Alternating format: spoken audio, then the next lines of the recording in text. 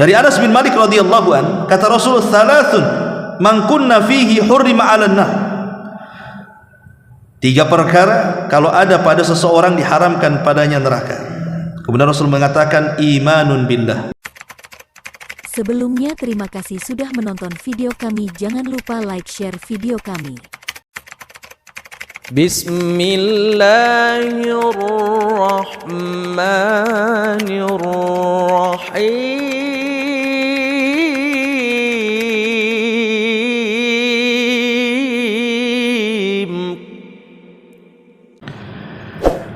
Alhamdulillah. Alhamdulillahilladzi bi ni'matihi tatimmus shalihat.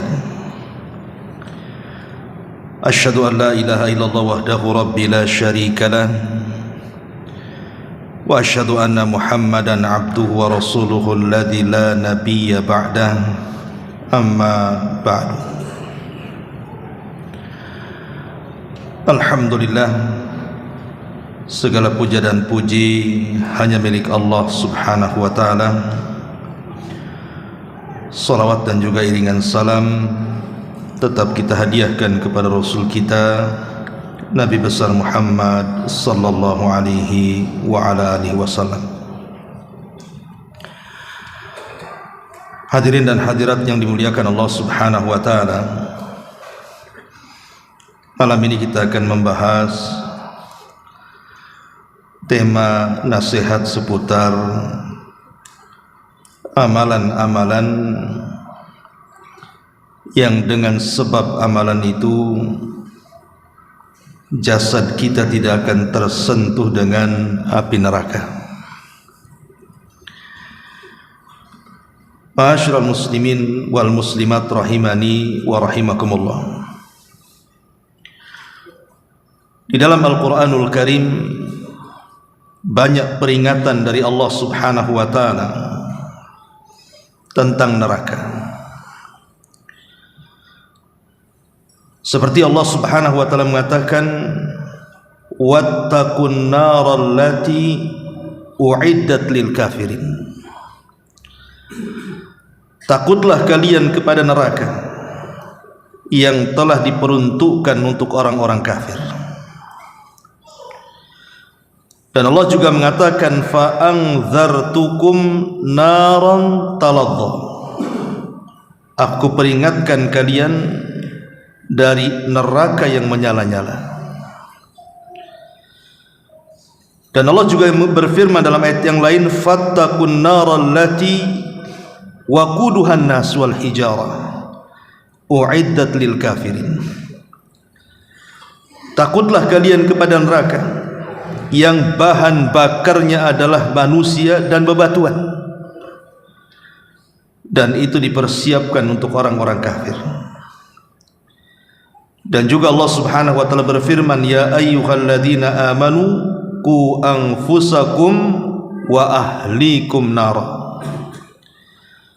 Wahai orang-orang yang beriman, jagalah diri kalian dan keluarga kalian dari api neraka. Artinya Al-Quran di banyak ayatnya senantiasa mentahdzir, memperingatkan tentang neraka ini. Kenapa demikian? Karena tidak ada manusia yang sanggup masuk neraka walaupun hanya sekali celupan. Ingat hadis Nabi SAW ketika didatangkan seorang laki-laki yang ketika di dunia laki-laki ini adalah orang yang paling nikmat, tidak pernah merasakan keperitan dunia, mulai dari lahir sampai mati senang saja hidupnya. Tapi ditakdirkan laki-laki ini termasuk penghuni neraka. Akhirnya Allah subhanahu wa ta'ala celupkan 1 kali celupan di neraka.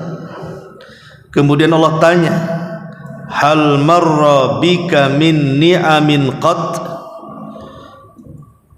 Apakah masih teringat kelezatan-kelezatan yang pernah kau lalui walaupun sedikit? Maka dia mengatakan, tidak ya Rabb.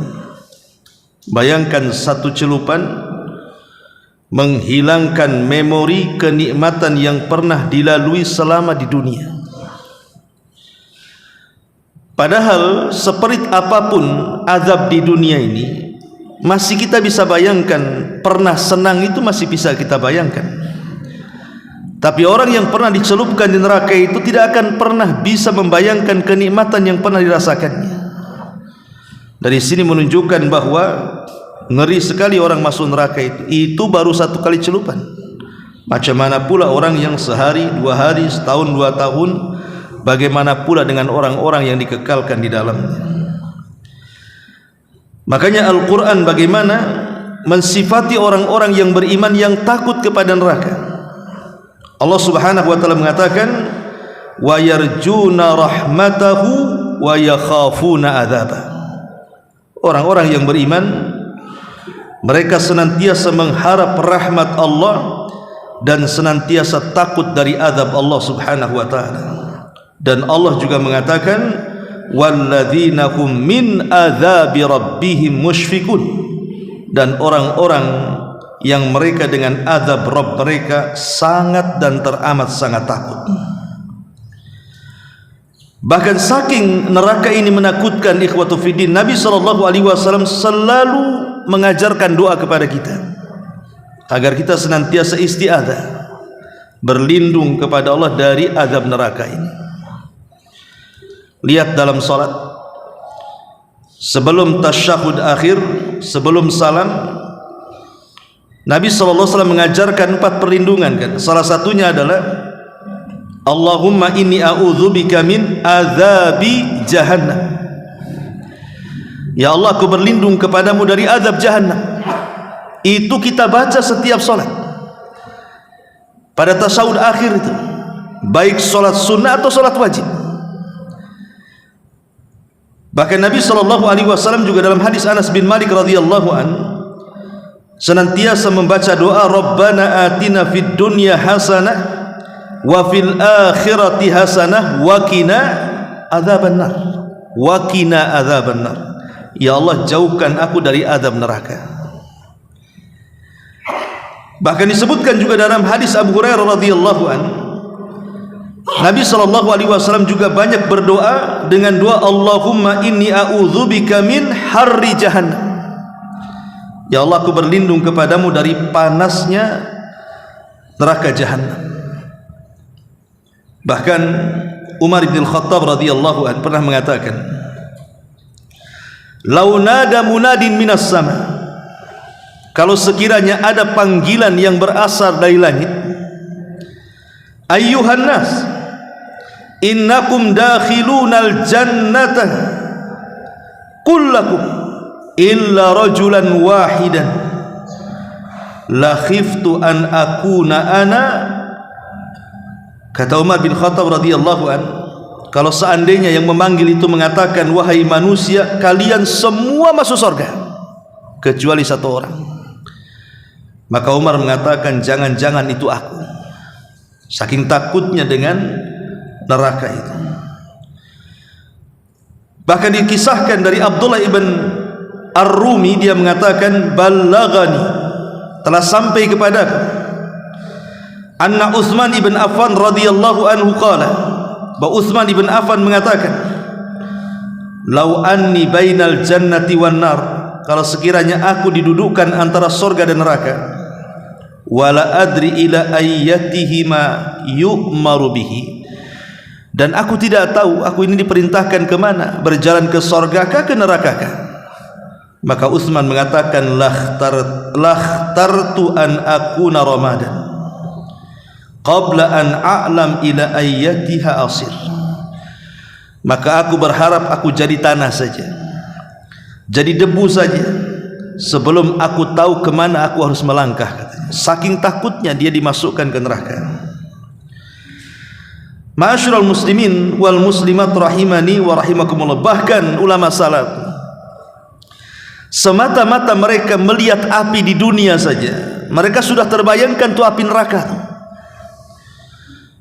Makanya ketika Allah Subhanahu wa taala menyinggung soal api di dunia, dan Allah tutup ayatnya dengan mengatakan, nahnu ja'alnaha tadhkiratan, kami jadikan api dunia itu untuk mengingat akan api yang lebih besar daripada api dunia, maksudnya api neraka. Disebutkan oleh Abu Hayyan At-Taimi, dia mengatakan sami'tu mundu 30 sanatan anna Abdullah ibn Mas'udin marra 'ala alladhina yanfukhuna 'ala al-kir fasaqata. Akhrajahu al-Imam Ahmad.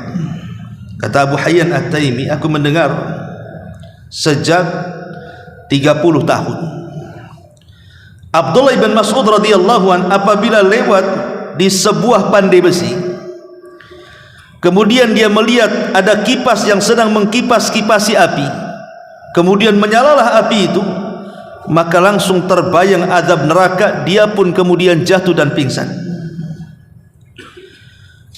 Dan senada juga dikatakan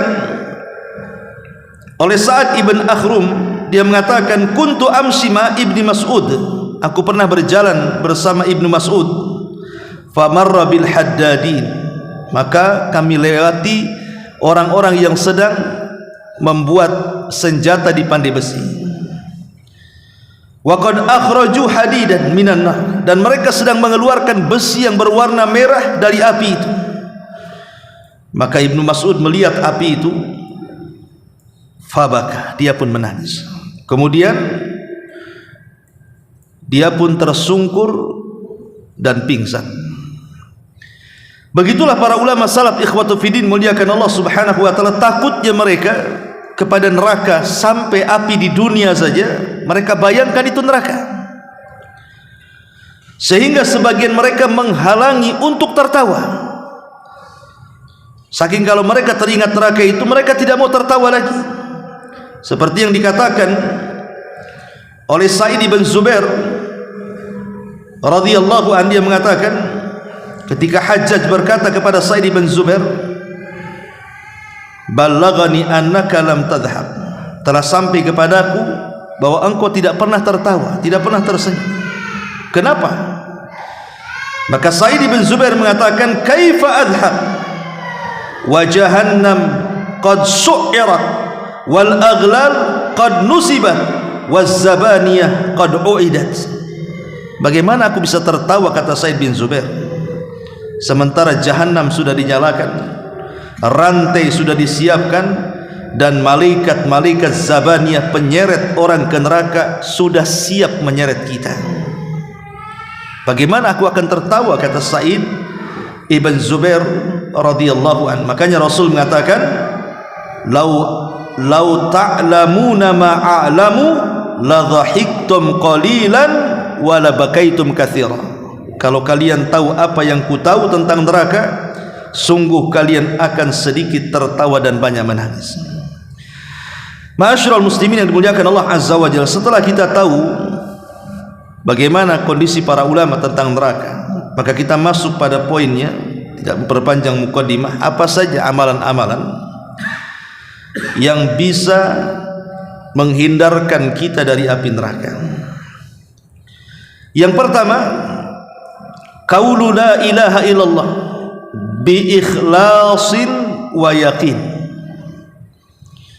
Ucapan kalimatut tauhid la ilaha illallah tentu dengan keikhlasan dan dengan keyakinan. An Anas bin Malik radhiyallahu an anna an-nabiy sallallahu alaihi wasallam qala li Muadz ibn Jabal radhiyallahu an, ma min ahadin yashhadu an la ilaha illallah wa anna Muhammadar Rasulullah sidqan min qalbihi illa harramahu Allahu 'alan nar. Rawahu al-Bukhari wa Muslim.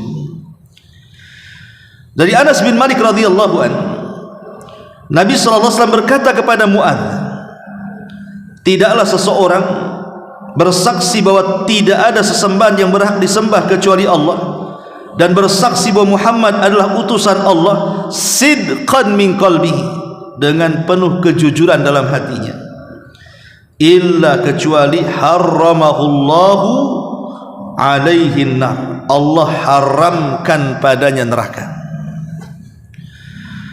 Tentu bukan hanya sekedar mengucap ya, Bukan hanya sekedar mengucap kalimat la ilaha illallah. Tentu namanya kalimat la ilaha illallah itu kan ada syurutnya, ada syarat-syaratnya, ada rukun-rukunnya. Karena banyak di masyarakat itu mereka mengucapkan kalimat la ilaha illallah tapi masih melakukan praktek kesyirikan. Lisannya la ilaha illallah tapi masih suka datang ke dukun. Lisannya mengucapkan la ilaha illallah tapi masih percaya dengan tangkal dan jimat. Lisannya mengucapkan la ilaha illallah tapi masih percaya dengan klinik-klinik, khurafat-khurafat. Maka ini tidak manfaat kalimat itu. Jadi kalimat itu maksudnya adalah dengan segala konsekuensi dan makna yang terkandung pada kalimat la ilaha illallah, baru akan manfaat kalimat itu. Ini yang pertama. Yang kedua, husnul khuluqi wa layyinul janib. Baik akhlak, supel, bersikap mudah, dan tidak mempersulit orang lain. Disebutkan dalam sebuah hadis yang dikeluarkan Imam Tirmidzi dari Abdullah bin Mas'ud radhiyallahu anhu, Rasulullah SAW bersabda, "Ala ukhbirukum, maukah kuhabarkan kepada kalian," kata Rasul, "biman yahrumu 'alan nar, sesiapa yang Allah haramkan padanya masuk neraka, au biman tahrumu 'alaihin nar, atau sesiapa yang diharamkan padanya api neraka." Kemudian Rasul mengatakan, "Ala kulli qaribin hayyinin layyinin sahlin." Rasul menyebutkan dari akhlak itu 4 sifat. Pertama, qarib. Qarib itu artinya supel dengan orang, dekat dengan orang, mudah bergaul. Yang kedua, hayyin. Hayyin, lembut orangnya, tenang, tidak gegabah, mudah, ya, itu disebut hayyin namanya. Kemudian kata Rasul, layyin, dalam bicara santun, tidak mudah marah. Dan yang terakhir, sahlin, suka mempermudah urusan orang, tidak berbelit-belit, dimintai pertolongan mudah sekali. Intinya bahwa 4 perkara ini termasuk akhlak. Makanya Nabi SAW mengatakan, rahimallahu rajulan samhan idza ba'a wa samhan idza ishtara wa samhan idza qada wa samhan idza iqtada. Semoga Allah merahmati seseorang yang mempermudah ketika menjadi pembeli, ketika menjadi penjual, ketika meminjami uang, dan ketika membayar hutang. Apa maksudnya mempermudah ini? Di masyarakat kita tahu bahwa terkadang ada penjual dan pembeli itu dua-duanya mempersulit. Tetapi Islam mengajarkan tidak demikian, dan ini suksesi perdagangan di zaman Nabi. Ketika orang-orang Yahudi itu mempersulit, maka Nabi SAW mengatakan kepada para sahabat, semoga Allah merahmati orang yang mempermudah. Mempermudah. Umpamanya kita jadi penjual nih, Anda jual apa gitu kan, kemudian kita ada datang pembeli kepada kita, mudahkan pembeli itu dengan cara apa? Dengan cara bersedekah. Contoh dia beli 1 kilo jeruk, kita kasih 1 kilo, tambah lagi sedikit, tanpa dia tahu. Dan ini bentuk sedekahus sir namanya, sedekah yang tidak ada tahu kecuali penjual dengan Allah saja. Pembeli kan tahunya 1 kilo, padahal lebih itu sebenarnya. Ini namanya sedekahus sir, dan sedekahus sir itu tudfi'u ghadab Rabb, bisa memadamkan kemurkaan Allah. Akhirnya dengan cara itu berkah jualannya, berkah keluarganya, berkah hasilnya, karena tidak ada yang tahu sedekahnya kecuali dengan Allah saja. Dan kalau menjadi pembeli juga sama, mempermudah. Kadang gara-gara kembalian 1.000 atau 2.000 perak, kita ini selaku wa ta'ala, atau selain daripada jihad tetapi dalam rangka ketaatan kepada Allah, Jadi bisa melangkahkan untuk jihad berperang atau melangkahkan ke tempat-tempat yang sifatnya di situ ketaatan kepada Allah Azza wa Jalla. Kayak antum datang ke majelis ta'lim, berjalan, nah, ini masuk juga. Nabi SAW mengatakan, man ighbarrat qadamahu fi sabilillah sa'atan min naharin fahuma haramun 'alan nar. Barang siapa yang kedua kakinya terkena debu di jalan Allah satu waktu di siang hari, maka kedua kakinya akan diharamkan dari api neraka. Dalam riwayat, man ighbarrat qadamahu fi sabilillah haramallahu 'alan nar. Barang siapa yang kakinya berdebu karena melangkahkan ke tempat yang di situ jalan Allah Subhanahu wa taala, Allah haramkan padanya api neraka. Jadi kalau kaki kita berjalan dalam rangka ketaatan kepada Allah Azza wa Jalla, entah berupa salat ke masjid, thalabul ilmi, bersilaturahim, atau lebih daripada itu berjihad di jalan Allah Subhanahu wa taala, berperang begitu kan, maka masuk pada hadis ini, Allah haramkan padanya api neraka. Kemudian yang keempat, as-salatu, menjaga salat.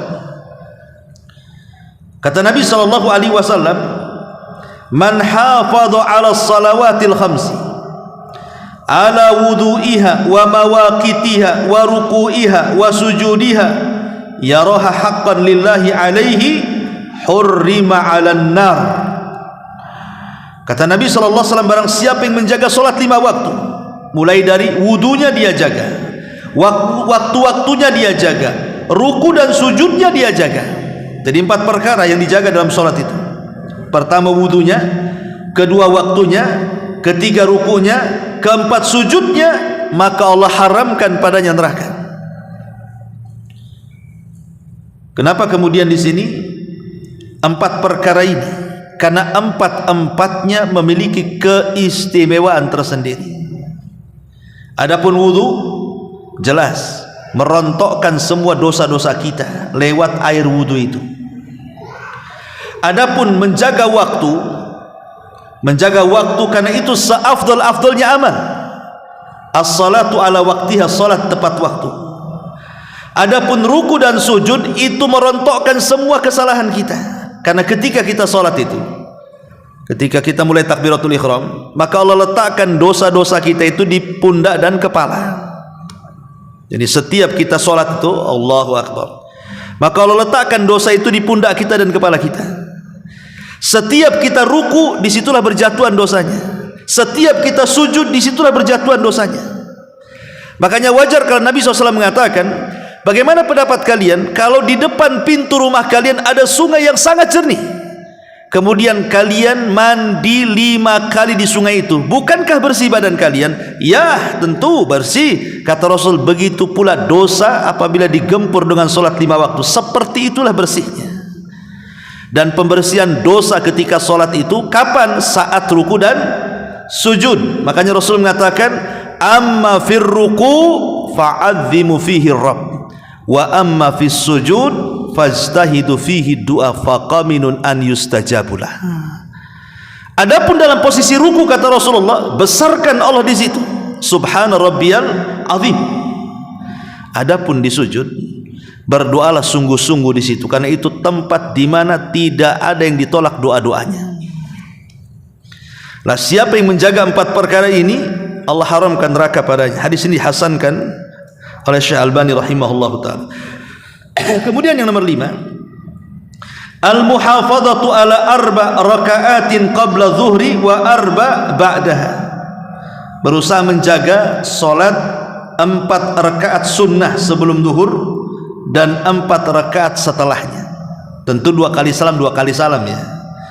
4 rakaat sebelum zuhur dan 4 rakaat sesudahnya, dengan 2 kali salam, 2 kali salam. Disebutkan dalam sebuah hadis yang disahihkan oleh Syekh Albani rahimahullahu taala dalam Sahih Tirmizi, dari hadis Ummi Habibah radhiyallahu an, istri Nabi sallallahu alaihi wasallam, dia mengatakan, aku mendengar Rasul bersabda, man hafadha ala arba'i raka'atin qabla zuhri wa arba'i ba'daha harramallahu 'alan nar. Barang siapa yang menjaga 4 rakaat sebelum zuhur dan 4 rakaat sesudah zuhur, maka Allah haramkan neraka padanya. Tentu orang yang istiqomah ya, 4 rakaat sebelum zuhur, 4 rakaat setelahnya, 2 rakaat ya. Dan yang dimaksud 4 rakaat sebelum zuhur tentu yang rawatib 2 rakaat saja setelah zuhur kan. Adapun sebelum zuhur ada yang mengatakan rawatib 4 rakaat. Makanya ketika perselisihan ulama salat sunnah rawatib itu berapa rakaat, ada yang mengatakan 10, ada yang mengatakan 12. Yang mengatakan 10 berarti 2 rakaat sebelum zuhur, yang mengatakan 12 4 rakaat sebelum zuhur. Di situ perbedaannya. Taib. Kemudian yang nomor 6, zikrullah wa tauhidu indal maut. Senantiasa berzikir kepada Allah dengan zikir tauhid la ilaha illallah saat menjelang kematiannya.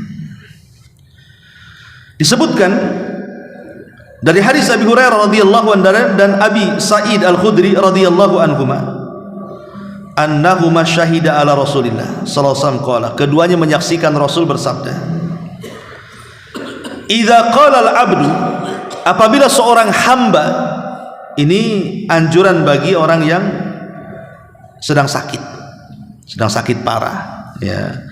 Kalau ada saudara kita yang sedang sakit parah gitu kan, antum kasih amalan ini sama dia, suruh dibaca. Apa amalannya?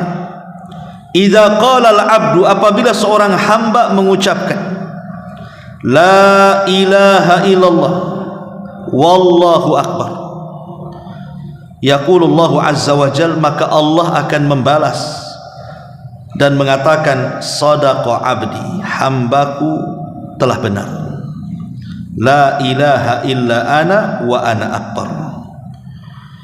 Jadi apabila seorang hamba mengucapkan tidak ada sembahan yang berhak disembah kecuali Allah, Allah maha besar, maka Allah akan mengatakan hambaku telah benar, karena memang tidak ada sembahan yang berhak disembah kecuali aku, dan aku adalah maha besar.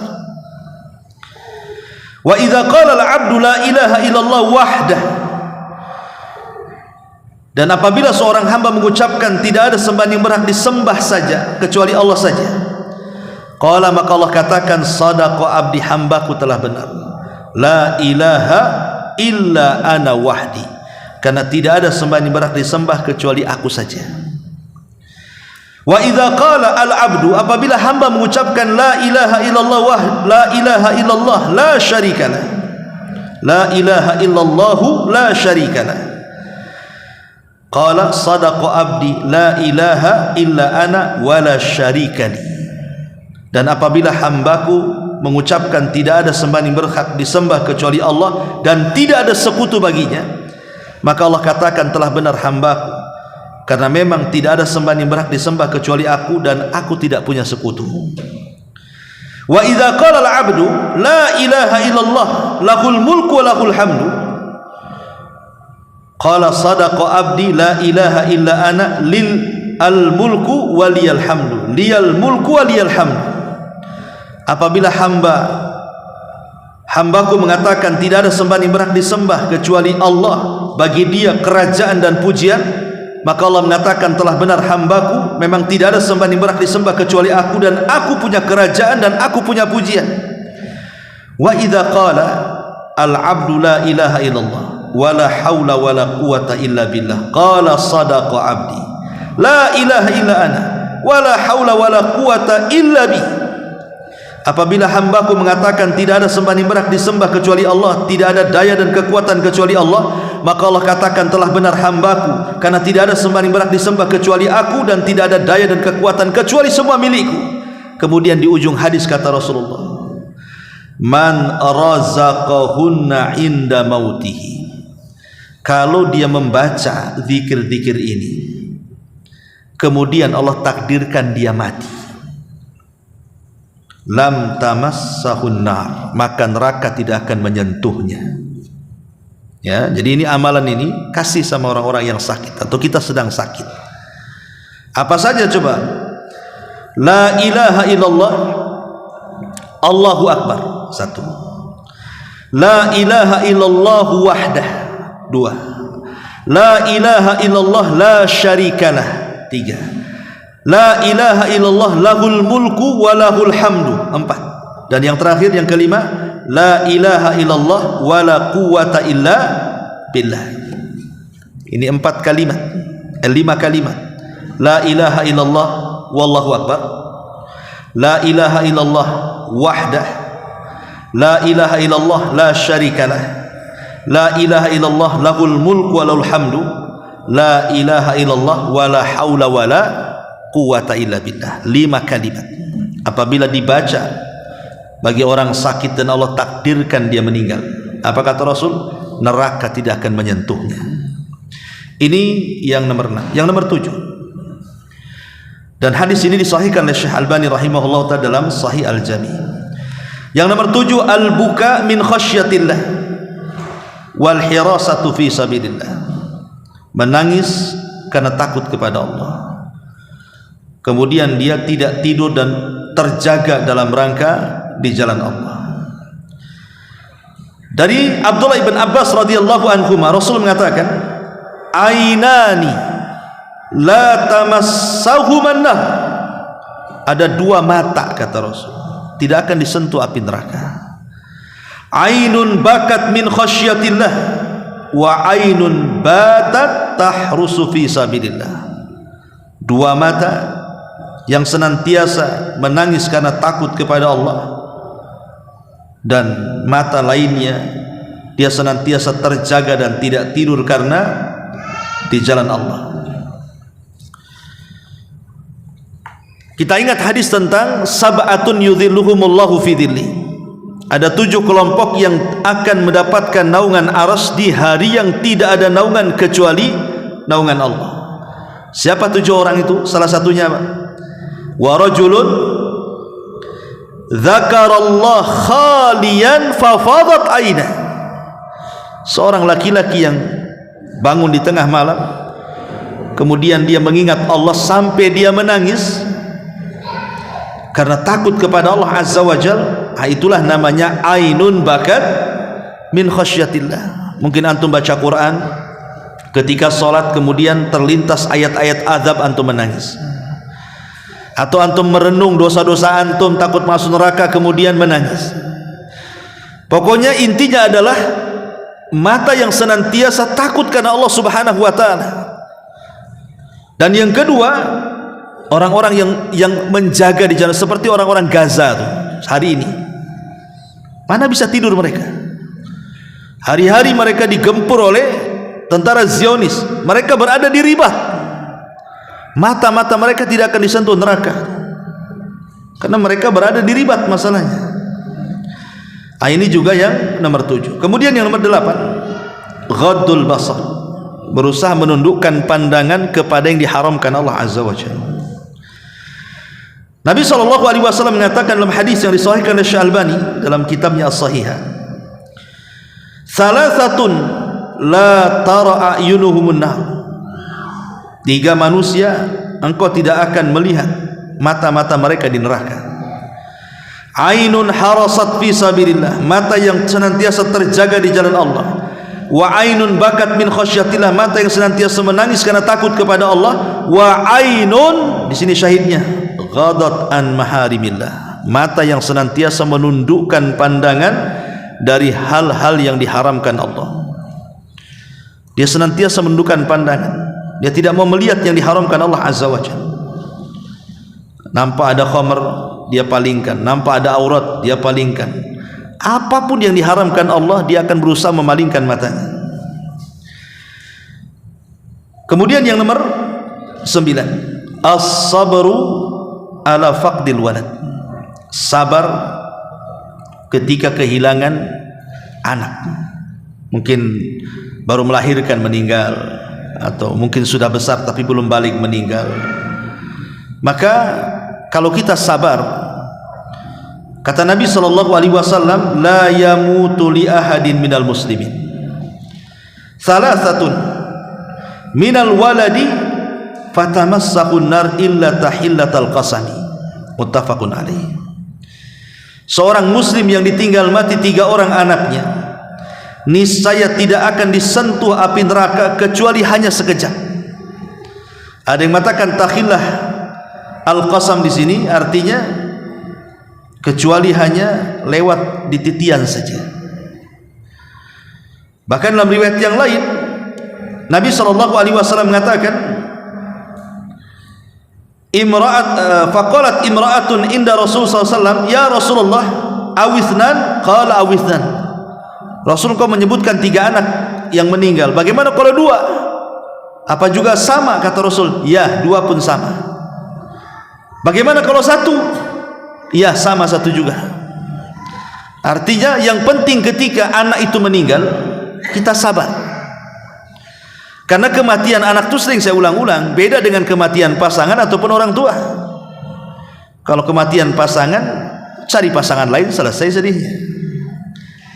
Kematian orang tua sebentar saja, habis itu rebutan warisnya. Tapi kematian anak ini tidak bisa digantikan. Tidak mungkin kita mengambil anak orang. Gimana caranya? Makanya orang-orang awam itu, yang saya perhatikan tuh, kalau kematian anak itu terpikir anaknya, bukan mikir dianya, tapi mikir anaknya. Anak yang sudah dikubur tuh dipikir sama dia. Datang hujan, gimana dia kehujanan katanya. Tuh gitu kan, panas terik, kasihan kali lah dia kepanasan katanya. Nanti gelap-gelap malam-malam termenung sama siapa lah dia sekarang katanya, gelap kasihan kan. Itu orang awam kan gitu biasanya. Padahal anak itu yang seneng masukkan surga ruhnya tuh. Tapi orang tua yang menangisi belum tentu dia masuk surga. Harusnya kan malaikat. Apa yang dikatakan orang tuanya? Hamidaka wastarja. Dia mengucapkan alhamdulillah, innalillah wa inna ilaihi rajiun.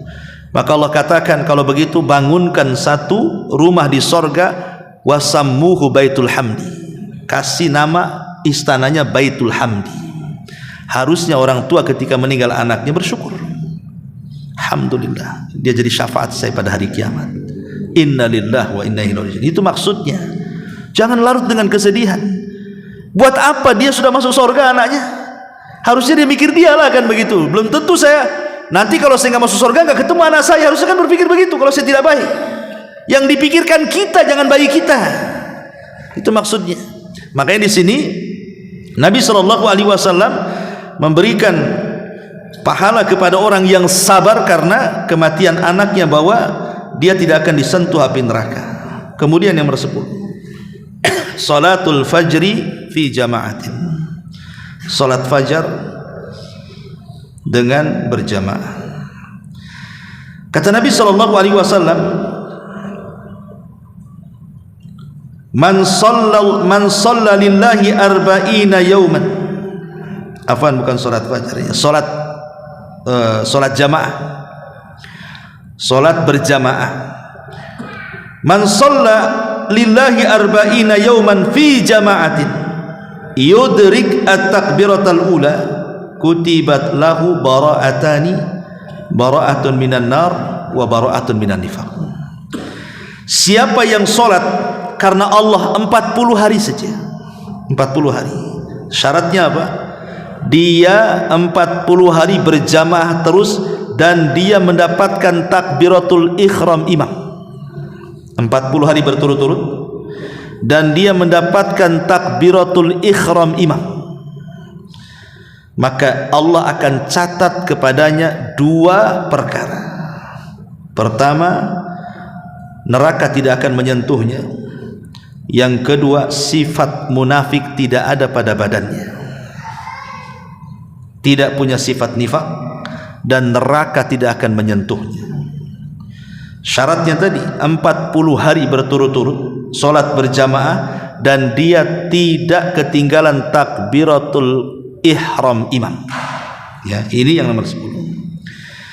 Kemudian yang nomor 11 baru salat fajar dan salat asar terbiasa pada waktunya. Salat fajar dan salat asar terbiasa pada waktunya, karena 2 salat ini disebut salat wusta. Nabi SAW mengatakan la Man shalla qabla tulu'i syamsi wa qabla ghurubiha. Tidak akan disentuh api neraka orang yang salat sebelum terbit matahari alias fajar dan sebelum terbenam matahari alias asar. Ketika Allah Subhanahu wa taala berfirman dalam surah Al-Baqarah, "Hafidhu 'alas salawati was salatil wusta." Jaga oleh kalian 5 waktu salat, terutama salat wusta. Wusta dalam bahasa Arab itu artinya tengah-tengah.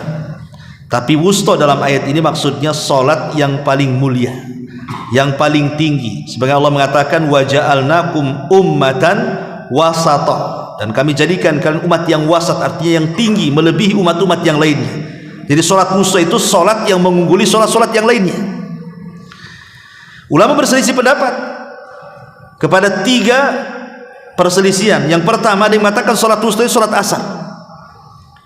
Karena sholat asar itu dikatakan wusta berdasarkan nas. Memang Rasul yang ngomong sholat asar itu sholat wusta. Saat Rasul menjaga parit Khandaq, kemudian musuh terus menyerang sampai Rasul sholat asar di waktu maghrib. Marah Rasul. Rasul mengatakan, semoga Allah penuhi kuburan-kuburan orang-orang musyrik itu dengan neraka karena mereka sudah mengakhirkan waktu sholat wusta, katanya. Artinya Rasul mengisyaratkan wusta ke asar. Yang kedua, sholat wusta itu sholat subuh. Karena sholat subuh itu tidak ada gandengannya. Kalau zuhur ada dengan asar, maghrib dengan isya. Kalau subuh dengan mana? Nggak bisa dijamah. Mau ditarik ke asar, ke zuhur tak bisa. Mau ditarik ke isya pun tak bisa. Dia sendiri, di tengah-tengah dia. Makanya disebut sholat wusta, sholat subuh itu. Kemudian yang ketiga, tidak, sholat wusta itu bukan zuhur, bukan subuh, bukan asar. Tapi sholat wusta itu tidak ada yang tahu, bisa duhur, bisa maghrib, bisa isya, bisa, pokoknya dari 5 waktu itu bisa salah satunya. Sholat wusta itu sama dengan Lailatul Qadar. Kita tidak tahu yang mana satu. Bisa tanggal 21, 23, 25, 27, 29. Sama dengan Ismul A'zam dalam Asmaul Husna. Maka sholat wusta itu tidak tahu mana yang satu, supaya kita melaksanakan 5-5-nya sehingga bertepatan dengan sholat wusta. Walaupun jumhur ulama banyak yang menguatkan sholat wusta itu sholat asar karena berdasarkan nas.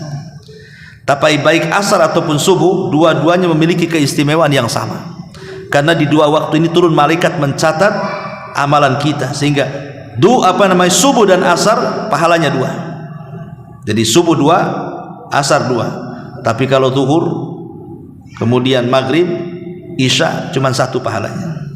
Kenapa? Karena dicatat 1 malaikat saja. Kalau asar dan subuh dicatat 2 malaikat, malaikat malam dan malaikat siang. Ini yang ke-11. Yang ke-12, salatu ithnai asyrata raka'atan, menjaga salat rawatib yang 12.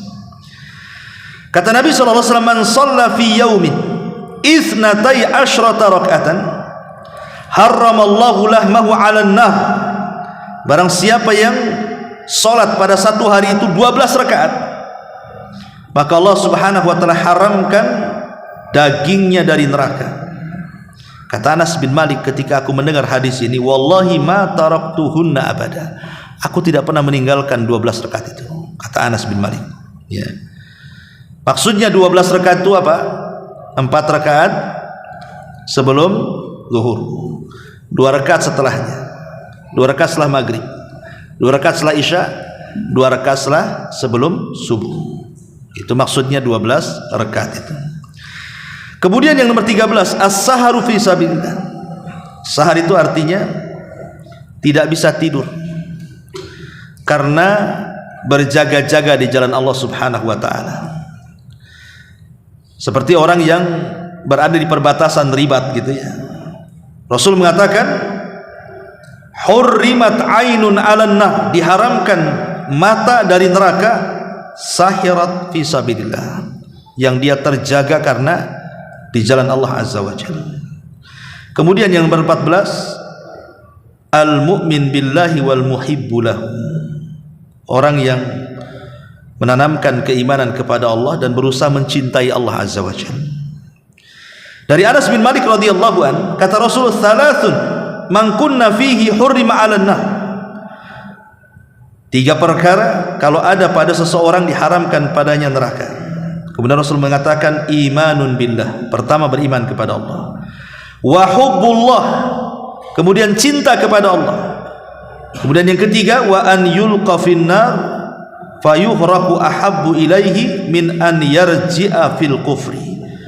Dilempar ke dalam neraka, dilempar ke dalam api lebih baik dibandingkan kembali kepada kekufuran. Tiga perkara ini, pertama beriman kepada Allah, cinta kepada Allah, dan lebih baik dilempar ke dalam api dibandingkan balik kepada kekufuran, murtad, dan begitu seterusnya. Kemudian juga yang nomor 15, bertaubat. Ingat kisah yang membunuh 99 jiwa, harusnya dia masuk neraka kan, tetapi karena taubatnya tidak jadi masuk neraka dia. Padahal akhirnya dia membunuh bukan 99 jiwa, digenapkan pula 100 dia bunuh tuh. Tapi karena terus dia ingin bertobat kepada Allah, kemudian dia bertanya kepada orang alim, kemudian dituju supaya dia berangkat ke sebuah tempat yang banyak orang solehnya, tapi Allah takdirkan di tengah jalan meninggal. Datang dua malaikat azab dan rahmat. Kata malaikat azab, dia bagian, dia sudah membunuh 100 jiwa, pantas masuk neraka. Kata malaikat rahmat, oh tidak, dia sudah ada niat tobat, ini untukku, pantas masuk surga. Akhirnya tarik-tarikan ruh ini, maka Allah utus malaikat hakim untuk memutuskan. Kata malaikat hakim ini, kisu bainal ardaini, gini saja, ukur saja di antara dua bumi itu, lebih dekat kemana? Lebih dekat kepada yang dituju dari desa yang banyak orang solehnya, ataukah lebih dekat kepada orang alim yang ia bertanya bagaimana cara tobatnya? Sebenarnya dia itu belum jauh dari tempat orang alim yang bertanya. Sebenarnya dia itu layak masuk neraka, tapi karena rahmat Allah lebih luas dibandingkan murkanya, dilipat bumi sama Allah, didekatkan ke desa orang soleh itu mana. Lihat bagaimana rahmat Allah Azza wa Jalla lebih mendahului kemurkaannya. Baru ada niat taubat saja sudah, karena keikhlasannya masuk surga. Luar biasa. Kemudian juga as-sadaqah, bersedekah, yang nomor 16. Maksudnya sedekah yang rutin, bukan sekali-kali ya. Kata Nabi SAW, fattaqun nar walau bisyikki tamr, takutlah kalian kepada neraka walaupun hanya sedekah dengan separuh kurma. Bersedekah dengan separuh kurma itu kan gak ada artinya, tapi kalau terus-terusan lama-lama ada artinya. Kita biasa memangnya sedekah tidak banyak-banyak lah, 1.000, 2.000 perak, tapi terus-terusan ya. Nampak ada kotak masuk, nampak ada kotak, terus seperti itu. Kemudian juga yang nomor 17, as-saum, berpuasa, puasa sunnah, entah Senin Kemis ya, entah Ayamul Bid, entah Daud. Kata Nabi SAW, man shoma yauman fi sabilillah ba'adallahu wajhahu anin nar sab'ina kharifah. Barang siapa yang berpuasa satu hari saja di jalan Allah, maka Allah akan jauhkan wajahnya dari api neraka sejauh 70 tahun perjalanan. Kalau antum jalan jangan berhenti 70 tahun sampai di mana. Itulah jauhnya kita dari neraka. Kemudian juga al-istiqamatu ala dinillah, berusaha istiqamah. Istiqamah di jalan Allah Subhanahu wa taala. Dan ini berdasarkan firman Allah Azza wa Jalla, innal ladzina qalu rabbuna Allah tsumma istaqamu tatanazzalu alaihimul malaika alla takhafu wa la tahzanu wa abshiru bil jannah allati kuntum tu'adun. Orang-orang yang mengatakan Rabbuna Allah, Rabb kami Allah, kemudian istiqamah, maka malaikat akan turun menghabar gembirakan kepada dia, jangan takut, jangan sedih, karena Allah sudah sediakan surga. Artinya nggak mungkin masuk neraka. Kemudian juga talabul ilmi, seperti antum ini talabul ilmi. Nabi SAW mengatakan, man salaka tariqan yaltamisu fihi ilman sahhalallahu bihi tariqan ilal jannah. Siapa yang berjalan dalam rangka mencari ilmu agama, Allah mudahkan jalannya ke surga, bukan ke neraka. Kemudian yang selanjutnya binaul masajid, membangun masjid. Jelas kalau siapa yang membangun masjid, Allah bangunkan satu istana di surga. Tidak mungkinlah antum masuk neraka istananya dibiarin. Jadi istana itu siapa kalau begitu kita sudah bangun ya. Makanya kemudian Rasul mengatakan, man bana masjidan yabtaghi bihi wajhallah banallahu lahu mithlahu fil jannah. Siapa yang membangun masjid dalam rangka mengharap wajah Allah, Allah bangunkan yang semisalnya di sorga. Maksudnya Allah bangunkan istana di sorga. Kalimat yabtaghi bihi wajah Allah artinya betul-betul karena Allah. Ingat dulu ada seorang khalifah, seorang khalifah, dia ingin bangun masjid, dan dia syaratkan pembangunan itu dananya semua dari dia. Tidak boleh ada orang yang nyumbang, dia semua, karena dia mau kasih nama masjidnya nama dia. Mulailah akhirnya dipanggil, mulai dari arsiteknya, tukang borongnya, tukang-tukangnya, semua dipanggil. Kemudian diwanti-wanti sama sang khalifah ini, aku mau buat masjid, ingat jangan ada satupun dana orang masuk ke masjid ini, karena masjid ini kalau sudah jadi akan saya kasih nama saya. Akhirnya mulailah dibangun masjid itu. Sudah jadi masjid itu, wah megah sekali. Mulailah kemudian papan nama dinaikkan atas nama dia.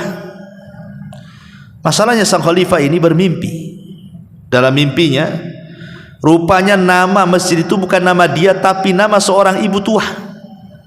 Bangun dia. Ketika bangun dia ngomong sama prajuritnya, kau datang ke masjid yang saya bangun, tengok papan nama itu, masih atas namaku atau atas nama orang lain, katanya. Ditengok tak ada yang berubah, ya. Alhamdulillah, kata khalifah. Besoknya mimpi lagi, gitu lagi, papan namanya berubah namanya. Akhirnya pas dia terjaga, dia ngomong lagi sama prajuritnya, kau datang lagi ke masjid itu, tengok, katanya. Masih namaku enggak, katanya. Masih ya khalifah. Sampai berturut-turut beberapa hari seperti itu. Akhirnya dia mengganggu mimpi itu dan mengatakan, cari nama wanita yang ada dalam mimpiku yang terpampang nama masjidku itu, katanya. Cari, ketemu wanita, rupanya wanita sudah tua, dan nenek-nenek, ya. Kemudian dipanggil sama khalifah, nek, ada enggak kau nyumbang ke masjidku? Kata nenek, boro-boro makan aja sulit mau nyumbang pula, katanya. Yang benar saya balikin. Kata nenek, itu enggak ada.